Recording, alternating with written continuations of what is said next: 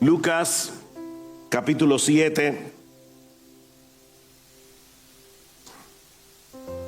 Y vamos a leer los versículos 36 al 50.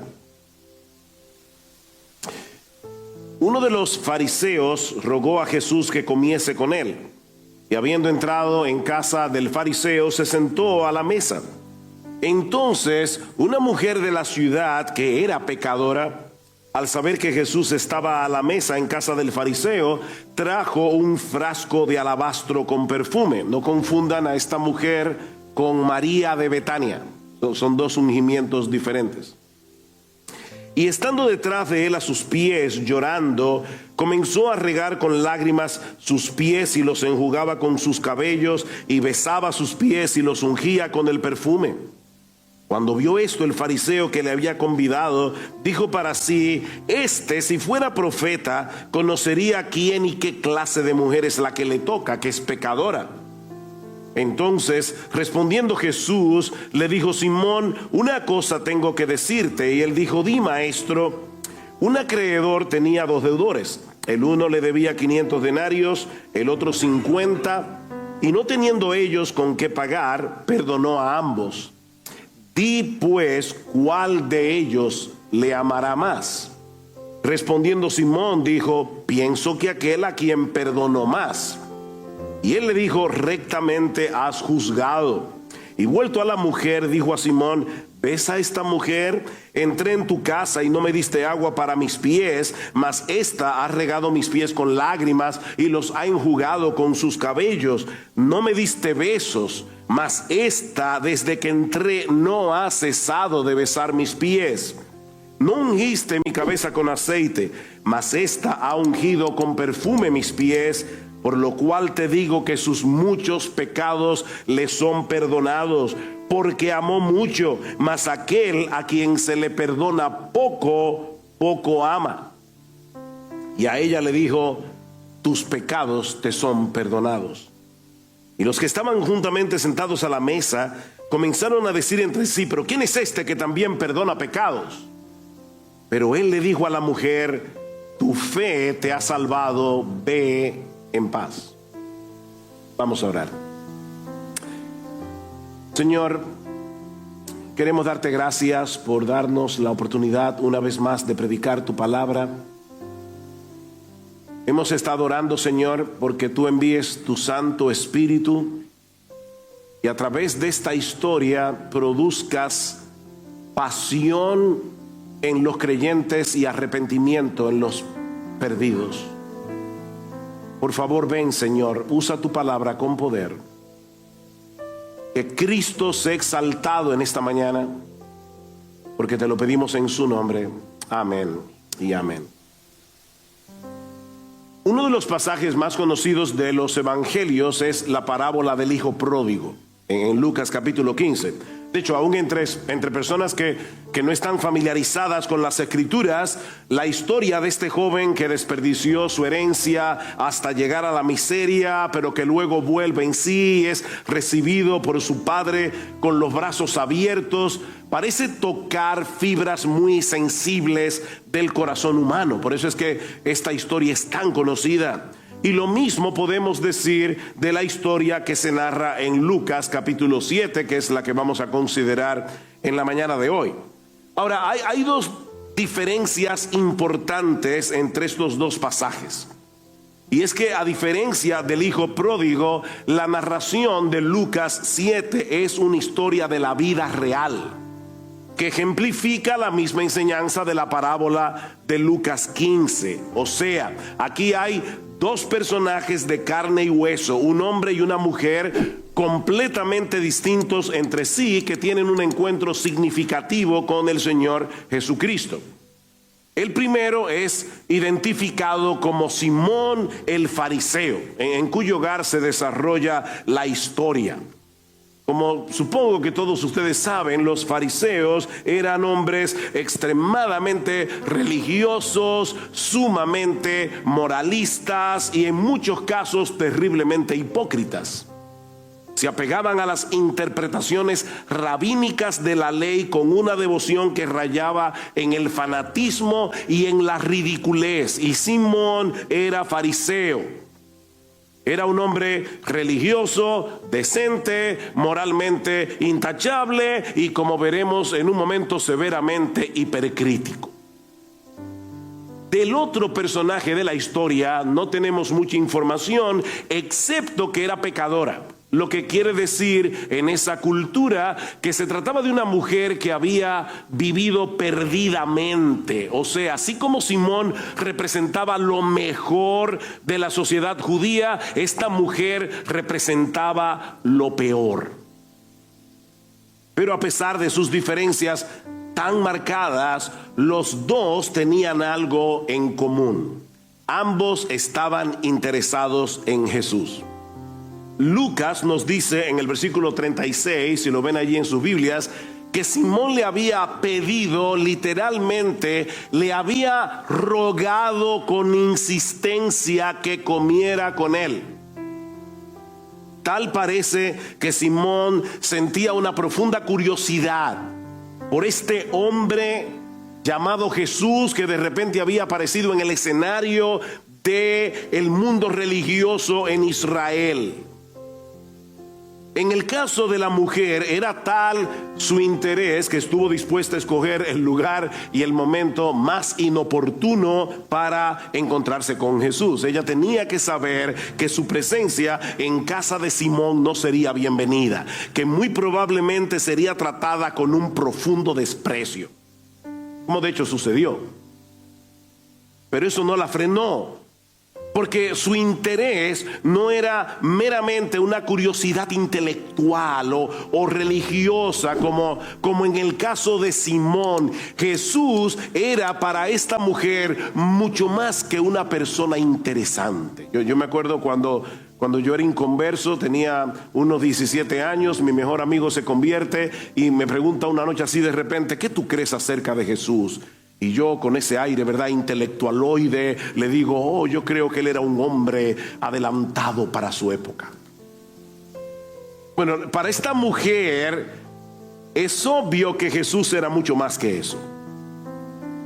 De alguna forma esta mujer había llegado a entender que este hombre santo, puro, llamado Jesús, infinitamente más santo y más puro que todos los fariseos que estaban en casa de Simón esa noche, estaba dispuesto a recibirla, estaba dispuesto a perdonarla, que este hombre infinitamente santo era al mismo tiempo infinitamente bondadoso, lleno de gracia. Simón tenía la misma necesidad que esta mujer, pero a diferencia de ella, él no lo sabía, y es por eso que los dos reaccionaron de una manera tan diferente a la persona de Jesús. Vean una vez más los versículos 37 y 38. Entonces una mujer de la ciudad que era pecadora, al saber que Jesús estaba a la mesa en casa de Simón el fariseo, trajo un frasco de alabastro con perfume y, estando detrás de él a sus pies, llorando, comenzó a regar con lágrimas sus pies y los enjugaba con sus cabellos y besaba sus pies y los ungía con el perfume. Hermanos, ¿por qué esta mujer se comportó de una forma tan extraña?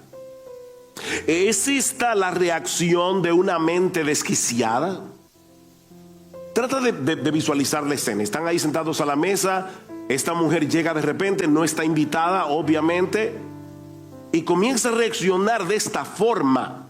Mis hermanos, ¿cómo podemos explicar un comportamiento tan inusual? Miren, si somos honestos, deberíamos reconocer con vergüenza que de haber estado allí esa noche, habríamos analizado clínicamente la reacción de esta mujer.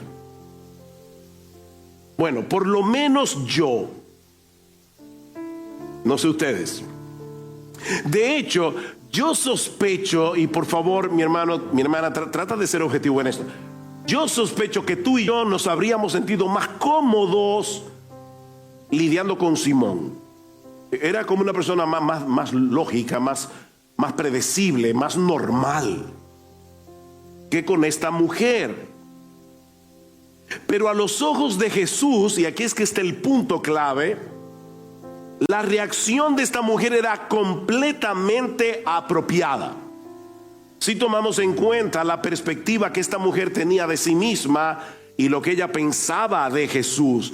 Esta mujer había venido a casa de Simón con un costosísimo frasco de alabastro de perfume. Esto era costoso, muy costoso. Probablemente el perfume que ella usaba para atraer a sus clientes. Y ella está dispuesta ahora a manifestar en una forma concreta su profunda devoción por Cristo. Por eso había decidido derramar sobre sus pies, ni siquiera sobre su cabeza, su posesión más valiosa. Pero en ese momento sus emociones la traicionan, ella comienza a llorar, de repente se vuelve un mar de lágrimas que empapan los pies de Jesús, lágrimas que muy probablemente evidenciaban una mezcla de quebrantamiento y de gratitud. Ella está consciente de lo mucho que ha pecado contra Dios. Ella está consciente de la forma tan grosera que ha quebrantado su ley. Pero de alguna manera ella había llegado a entender la gracia perdonadora de Jesús y estalla en llanto. Y como no tenía una toalla a la mano, ella comienza a secar los pies, los sucios pies de Jesús. Porque, oigan, hermanos, los pies de Jesús eran como los tuyos y los míos, se ensuciaban igualito. Y comienza a secar los sucios pies de Jesús con sus cabellos. Las mujeres que están aquí saben muy bien cómo cuidan el cabello. Cuando una mujer va a la peluquería y comienza a lloviznar, es como si estuviera cayendo ácido muriático desde el cielo. Es un cuidado extremo, pero esta mujer no tiene ningún problema en llevar su perfume más caro y su cabello para secar los pies de Jesús. Y es interesante notar, hermanos, que en todo el relato esta mujer no pronuncia ni una sola palabra. ¿Se dieron cuenta? Ella no dijo nada porque no era necesario. Sus ojos, sus cabellos, sus manos, su perfume se encargaron de decir todo lo que ella quería decir. Ella estaba rindiendo un homenaje de adoración a aquel que podía liberarla de su esclavitud y concederle el acceso al reino de los cielos. Esa es la reacción de la mujer. Pero ¿cómo reacciona Simón? En el versículo 39, él reacciona como todo un fariseo. Cuando vio esto, el fariseo que le había convidado dijo para sí: si fuera profeta, conocería quién y qué clase de mujer es la que le toca, que es pecadora. Es obvio que Jesús no puede ser un enviado de Dios, no puede ser un profeta verdadero, porque de haberlo sido, se habría dado cuenta de inmediato de lo despreciable, de lo sucia que era esta mujer. Si Jesús hubiera venido de Dios, ella se habría comportado como nosotros los fariseos. Esa era la idea. Pero Simón estaba equivocado, obviamente, porque Jesús era más que profeta.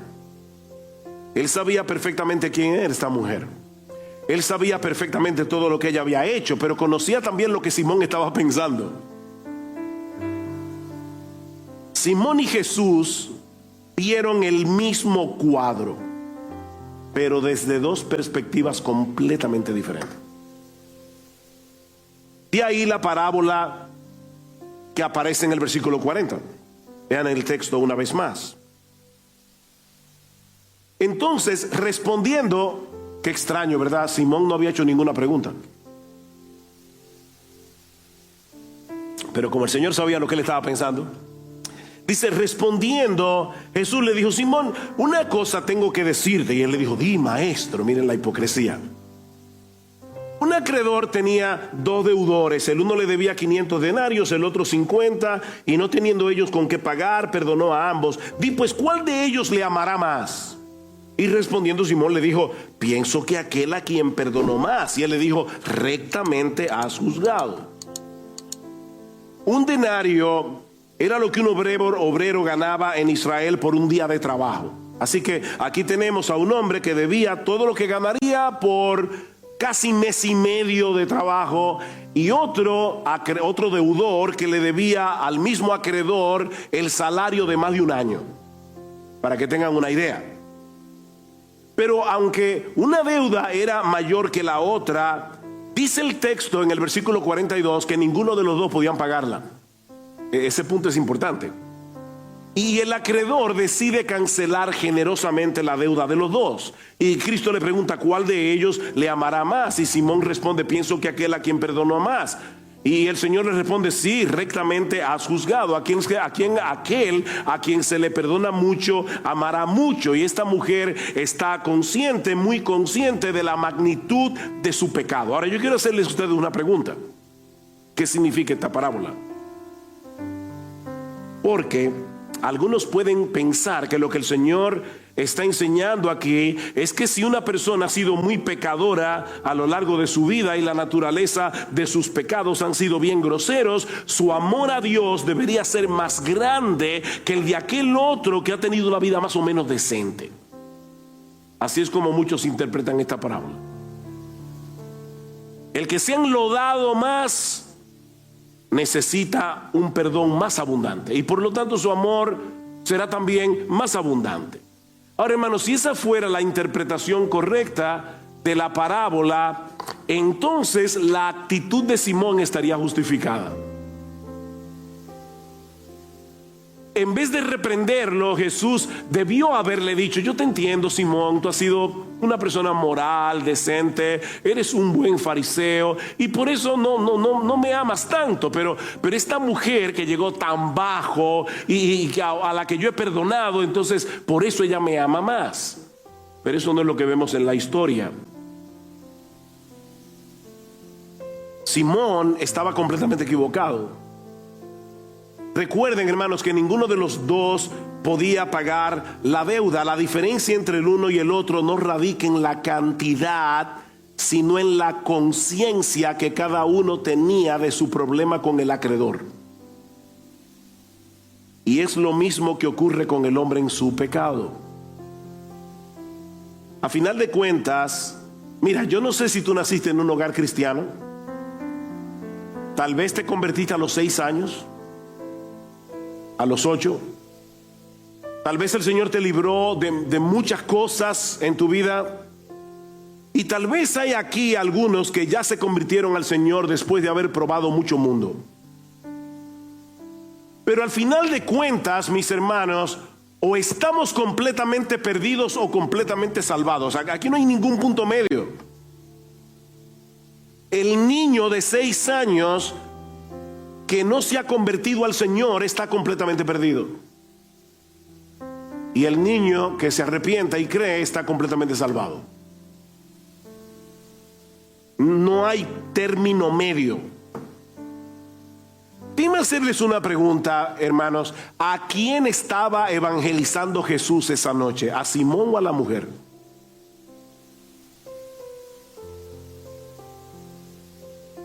¿Cuál de los dos estaba más necesitado de que se le predicara el evangelio? Aunque no es lo que parece a simple vista, lo cierto es que la condición espiritual de Simón delante de Dios, escuchen esto, hermanos, la condición de Simón delante de Dios era 1000 veces peor que la de esa mujer. Simón, ella está en problemas y tú también. Ella no puede pagar su deuda, ni tú tampoco. La diferencia entre ustedes, la gran diferencia es que ella lo sabe y tú no. ¿Ven? Por eso es que su condición era peor.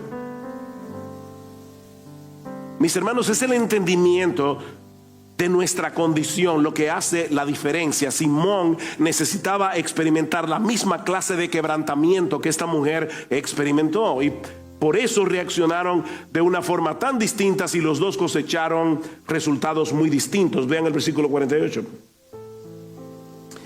Y a ella le dijo, después de haber reprendido a Simón diciendo: no me diste besos, etcétera, y a ella le dijo: tus pecados te son perdonados. Y a los que estaban juntamente sentados a la mesa, comenzaron a decir entre sí: pero ¿quién es este que también perdona pecados?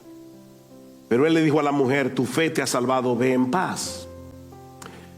Hasta este momento de la historia, el Señor había estado hablando con Simón, pero de repente ahora comienza a hablarle directamente a la mujer, y sus palabras deben haber sonado como melodía celestial a sus oídos. Cristo le dice: mujer, tus pecados te son perdonados. En el cielo tú no tienes cuentas pendientes, estás tan limpia como una persona que nunca ha roto un plato. Perdonada,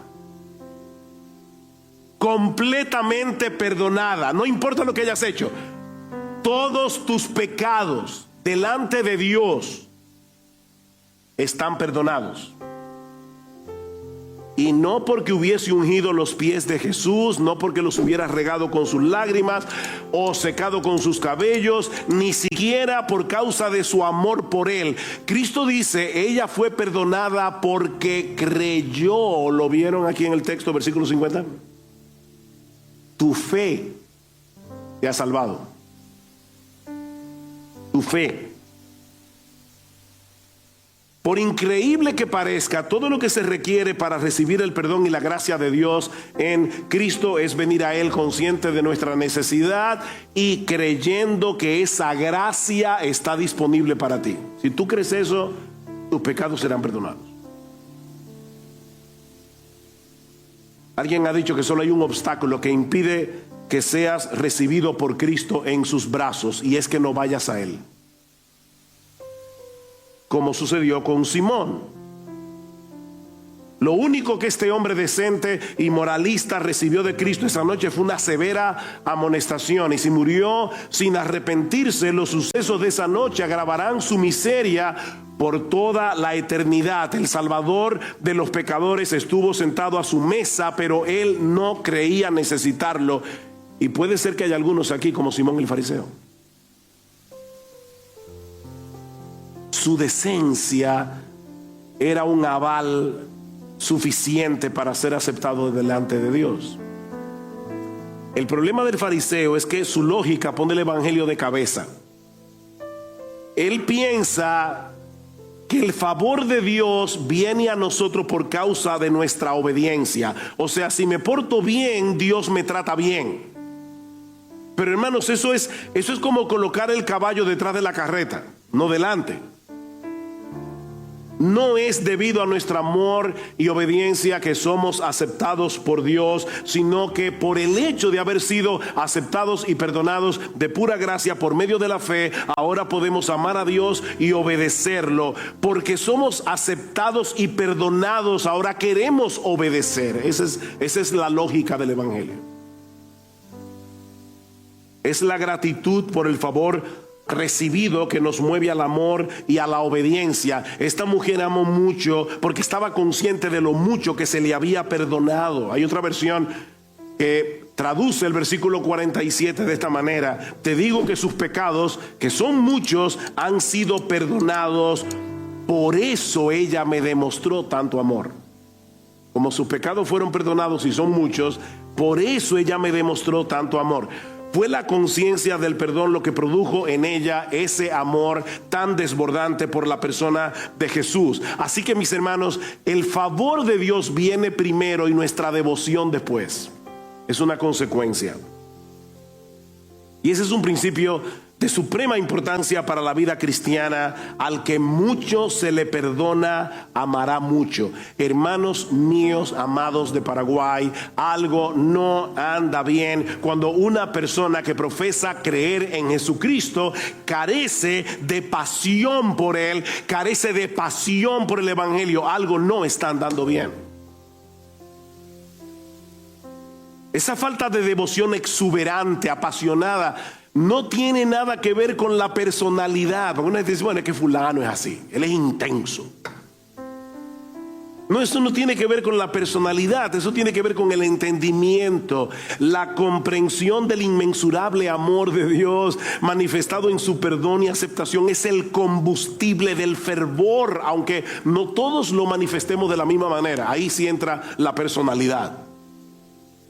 Se puede ser ferviente y manifestarlo de cierta forma, y se puede ser ferviente manifestándolo de otra. No todos somos iguales. Lo que no podemos de ninguna manera es darnos el lujo, si somos cristianos, de no tener pasión por Jesucristo. Eso no. De hecho, ¿saben que nuestra pasión por Cristo debería ser más exuberante que la pasión de esta mujer? Porque nosotros vivimos al otro lado de la cruz.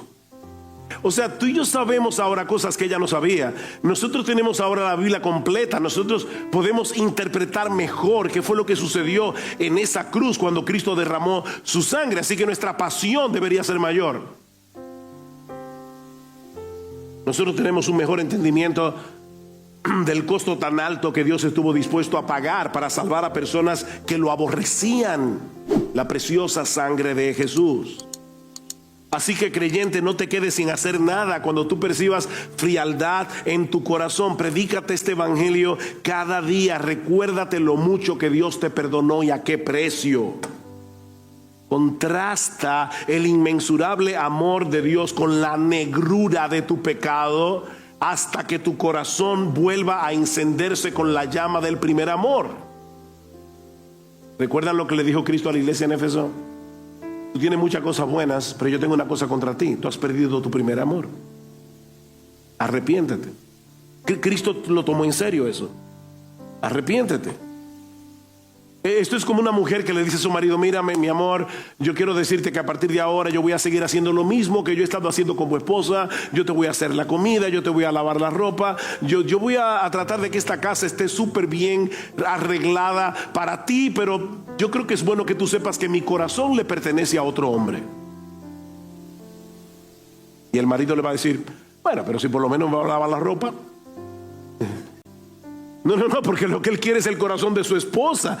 Así que lo que Cristo quiere no es que nosotros estemos involucrados en 50,000 actividades, como esta mujer que limpia y todo lo demás. Cristo quiere tu corazón. Cristo quiere tu corazón. Nuestro pecado no nos deja percibir en su justa dimensión cuán fea es nuestra pecaminosidad. No lo vemos, y por eso mismo no podemos percibir la magnitud del perdón divino. Solo la brillantez de la perfecta santidad de Dios puede ayudarnos a ver la horrible cara del pecado. Mi hermano, ¿qué tan profundo es tu convicción de pecado? Simón despreció a esta mujer porque él se creía superior a ella, y de hecho llegó a despreciar al mismo Jesús por tratarla con tanta gracia. Y ahora yo te pregunto, de verdad, yo sé que estamos rodeados de el movimiento LGBT, la ideología de género, hay muchas locuras pasando a nuestro alrededor, y ahora yo te pregunto, ¿tú percibes desprecio en tu corazón por esas personas que manifiestamente parecen haber caído más bajo que tú? O tal vez tú sientes un profundo desprecio por Simón el fariseo, por los santurrones hipócritas, por los legalistas que hay en la iglesia. Pero al final es el mismo desprecio. Al final no importa si tú desprecias a los homosexuales, a las prostitutas, o si tú desprecias a los santurrones legalistas. El problema al final es que te sientes superior. Y ese sentido de superioridad es orgullo y revela que tú no entiendes cuán pecador o pecadora eres.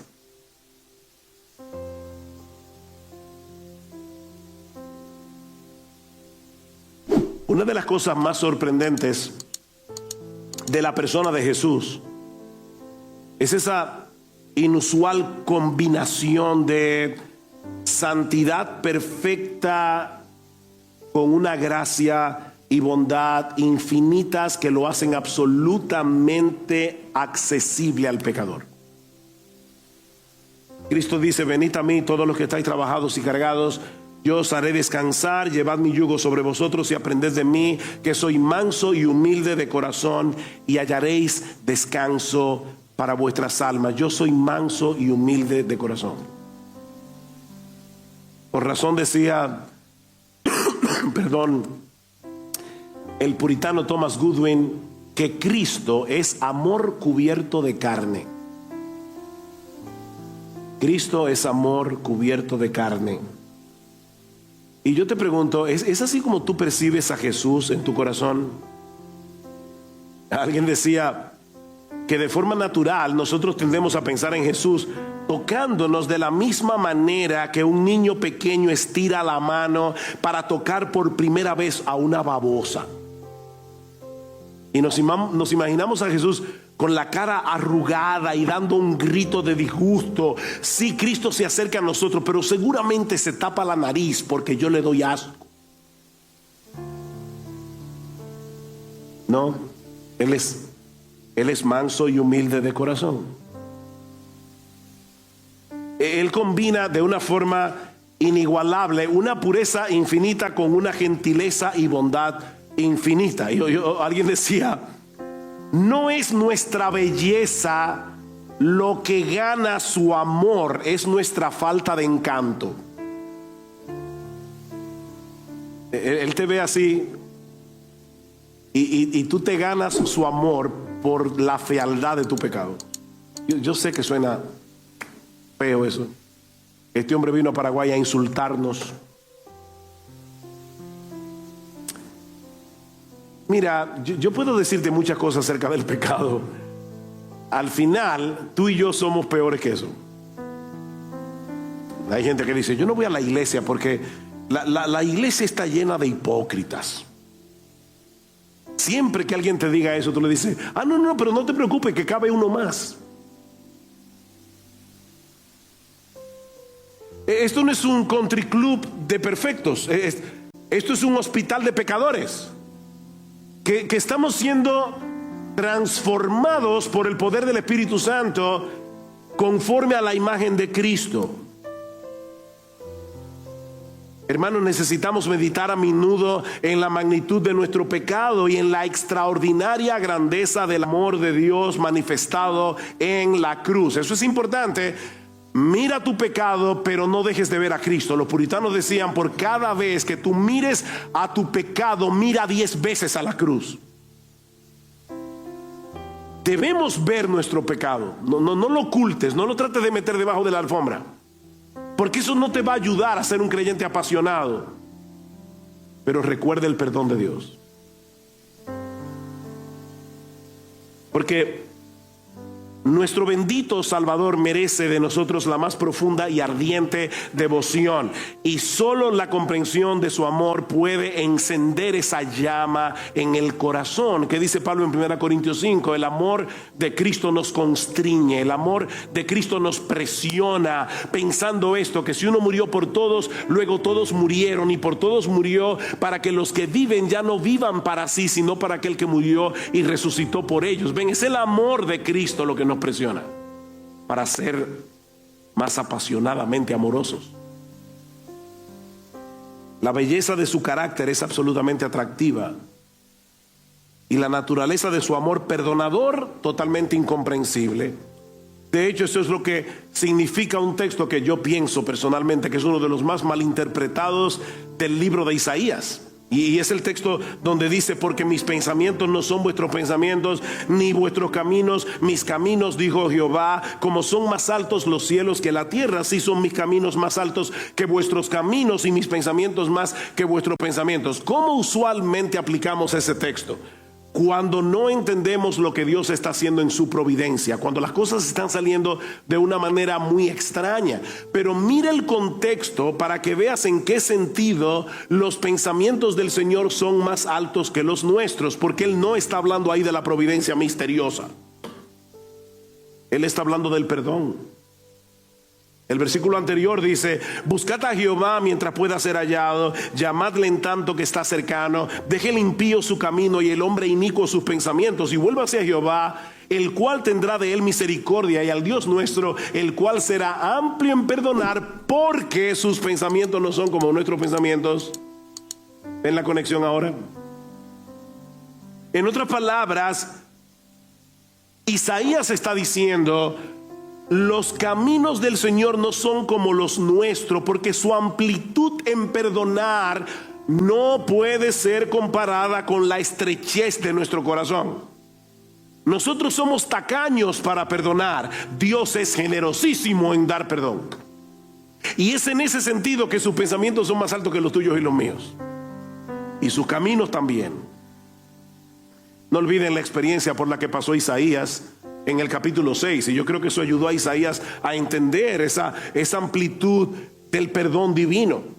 Isaías está en el templo, de repente tiene una visión de la gloria de Dios, los serafines diciendo: santo, santo, santo, Jehová de los ejércitos, toda la tierra está llena de tu gloria. Y de repente Isaías, que ha estado diciendo: ay de los borrachos, ay de los que viven en placeres, ay de todo el pueblo de Israel, ahora de repente dice: ay de mí.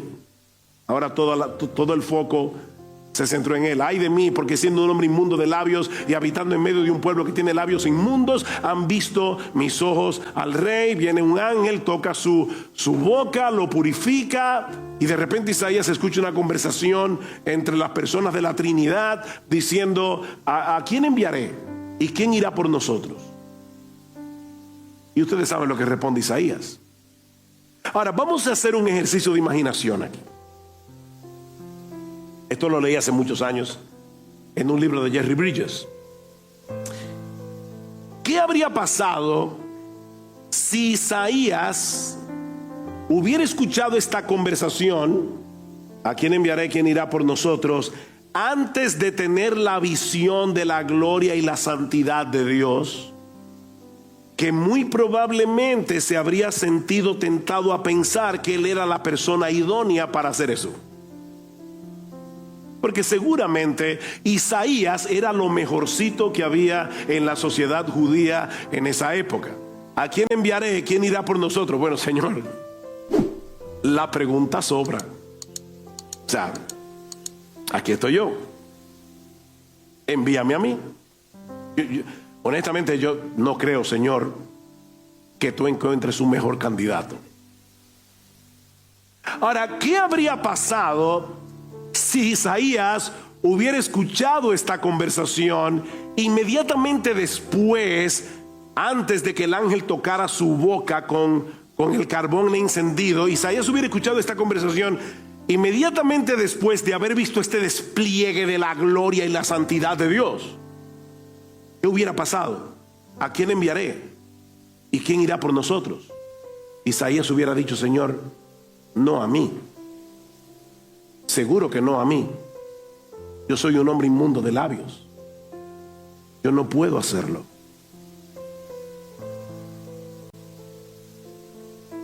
Para que Isaías estuviera realmente listo para ministrar, él necesitaba sentir en lo más profundo de su corazón la maldad de su pecado a la luz de la majestuosa santidad de Dios, y luego experimentar el gozo del perdón revelado en el Evangelio. Eso es lo que produce pasión en el corazón. Al que ama mucho, al que perdona mucho, se le amará mucho. En otras palabras, Isaías pasó del asombro a la culpa, de la culpa a la gratitud. Ese es del asombro a la culpa, de la culpa a la gratitud por el perdón divino. Y ese fue el proceso por el que pasó la mujer pecadora de Lucas 7. Es la contemplación de este costosísimo amor perdonador de Dios mostrado en la cruz de Cristo el combustible que necesitamos para mantener encendida la llama de nuestra pasión por Él, de manera que podamos decir a Dios sin reservas, todos aquí, no solamente los pastores: Señor, yo no sé cuáles serán las circunstancias por las que yo voy a tener que atravesar en el futuro, yo no sé qué es lo que tú quieres que yo haga, en qué tú quieres que yo me involucre para servirte mejor en la expansión de tu reino, yo no lo sé, pero de antemano, Señor, yo te digo: heme aquí, envíame a mí. Yo quiero hacerlo, porque yo sé lo mucho que tú me has perdonado, y yo quiero dedicar toda mi vida a ti. Es el evangelio, hermanos, lo que produce esa pasión. Yo recuerdo cuando cumplí 50 años de edad, le decía a mi esposa: bueno, 50 años ya yo soy un señor mayorcito. Estoy entrando en la última etapa de mi vida y quiero saber cómo, a dónde yo voy a tirar los tiros. Y yo pensé en mi mente: yo creo que lo que Dios quiere que yo haga por el resto de mi vida es que le predique el evangelio a los evangélicos. Nosotros estamos tan acostumbrados a predicar el evangelio a los inconversos. Mi hermano, mi hermana, tú y yo necesitamos el evangelio todos los días, todos los días, todos los días, porque solo el evangelio produce pasión.